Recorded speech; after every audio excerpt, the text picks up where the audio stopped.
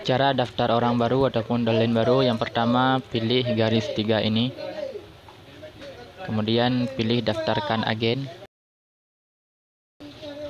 Dan di sini isi nama orang yang mau Anda daftarkan.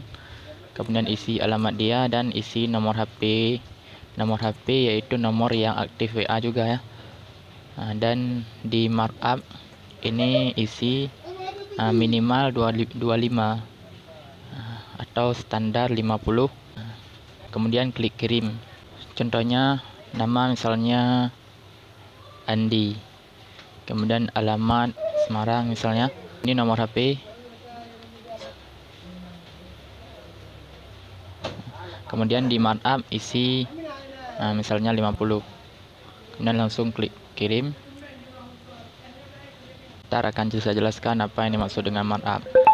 Ini adalah ID agen yang diberikan oleh pusat server ke nomor yang kita daftarkan tadi. Jadi Anda screenshot ini dan Anda kirim ke orang yang sudah Anda daftarkan dan suruh dia masuk ke aplikasi dengan ID agen yang ini. Maksud markup adalah peningkatan harga yang Anda berikan kepada orang yang sudah Anda daftar. Ini misalnya kalau pulsa yang 5.000 di harga yang tertera di aplikasi Anda, misalnya 5.350 misalnya, ataupun 5.400 kan. Jadi kalau kita tulis markup ini di saat kita daftar misalnya 50, maka akan jadi harga untuk dia dari 5.350 akan menjadi 5.400. Begitu juga kalau kita tulis markup 25, berarti kalau harga di aplikasi kita misalnya 5.350 tadi, maka akan jadi 5.375. Dan begitu juga seterusnya. Dan nanti markup yang kita tulis di sini akan menjadi sebagai komisi kita yang masuk di sini nanti. Misalnya tadi kita kasih markup 50. Berarti setiap transaksi dia, sekali dia kirim pulsa misalnya ataupun yang lain, akan masuk ke komisi kita 50 gitu. Ataupun kalau kita kasih markup misalnya tadi 100, jadi setiap transaksi dia akan masuk ke komisi kita yaitu sebanyak 100.